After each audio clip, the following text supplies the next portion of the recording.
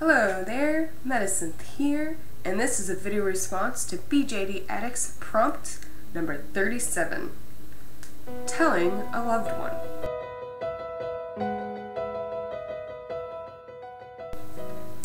About the BJD Hobby. Well, I'm kind of lucky because I'm already married, been married for a while now, and my husband, I started the BJD Hobby after being married, so it wasn't something that was like, oh, by the way, hey boyfriend, I collect dolls.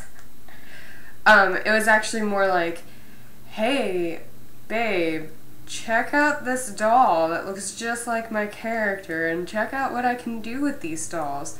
Like, oh my god, I can do the wigs, I can do the eyes, I can do the face-ups, dolls! And he was like, cool babe, that's awesome. You can do that. Go do that thing. And I'm very fortunate to have somebody like my wonderful husband who's supportive of me and my hobbies.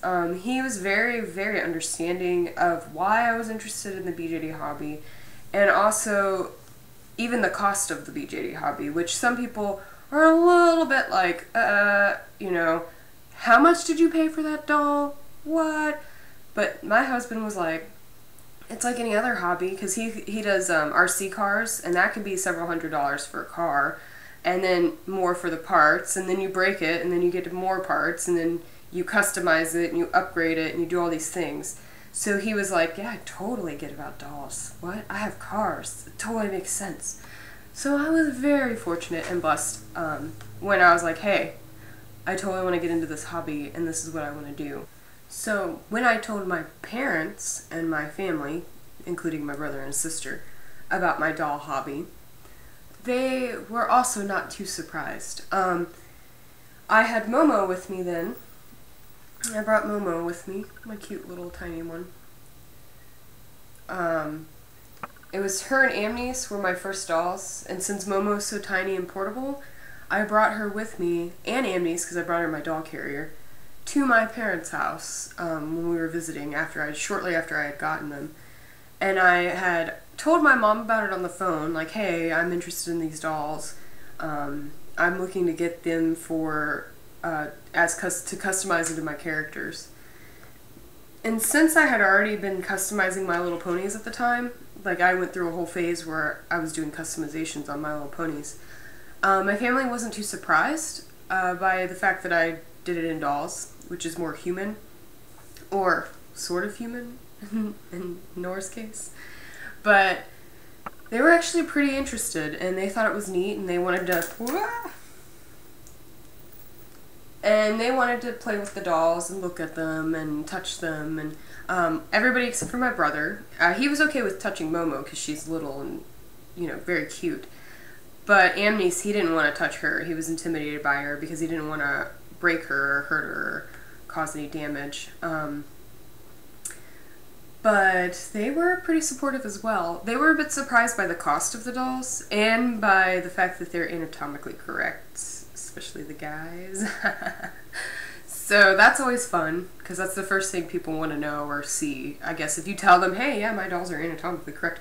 I don't know why it is that we do that. I do it. I'm like, hey, you want to see something cool about my dolls? Woohoo! And of course, it's probably not very good to do that, but sometimes they're naked. Like, Ekion, when I first got him, my family came over around Christmas, and I had just gotten him, and I didn't make him any clothes. He was totally naked. He hadn't even been body blushed or face up or anything, so he was totally blank. No wig, no eyes, nothing. And it was the first time they had seen one of my dolls completely blank, because I usually have clothes on my dolls. And they were fascinated and a little bit like, oh, I didn't know that they came like that. So it's probably the weirdest thing that happened, and the most thing that people get the biggest kick out of when they look at the dolls. They're not too offended. They're supportive of my hobbies and the things that I enjoy. They like seeing the photos. My dad loves my BJD photos because he was a photographer a long time ago, and so he enjoys looking at that. And they also are fascinated with the fact that I customize them, and like I put the eyes in the wig and I showed them how you do it. Like, this is how they come apart. This is how you put them together. This is what I do. I paint the face, you know. And they're fascinated with that and they love that. But other than that, I haven't had any kind of negative thing from my family, so that's good. My friends are the same way. They know, most people who know me know that I'm trying to write a novel, or more than one novel, since I have a couple projects that I'm working on.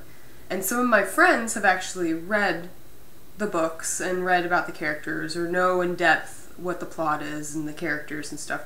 So my best friend was fascinated with all my dolls. She likes when I show her, hey, this is the doll I'm going to get for this character, and this is the doll I'm going to get for that character, and what do you think about this character? Because she's read the book, you know, and her opinion's really cool about that. And so she's been really supportive and fascinated with it as well.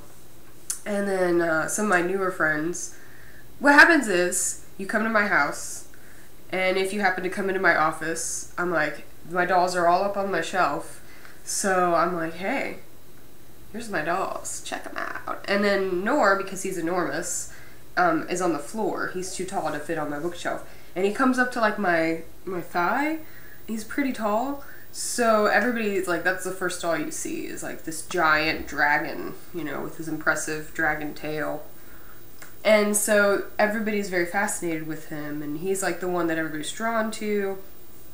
And he's my most expensive doll, so that's always fun to be like, here's my showcase, this is my big doll. And when I tell them, actually one of my friends happened to know somebody in the past that collected BJDs and was in the hobby and made clothes for the BJDs. And so she totally got it right away. Oh, I totally understand what those dolls are all about, actually. So that was neat. Other people, when I tell them, like, hey, here's a picture of my doll, because sometimes they're not over, or if they come over and I show them to them, they're really fascinated by my characters, and they're really intrigued, and they ask questions, and they want to know more, and I find that it's a good conversation piece. And yeah, I haven't had any kind of real bad things, and it's a lot of good support, and that's pretty much it. I wish you well, thanks for watching, and I'll see you again in next videos. Bye!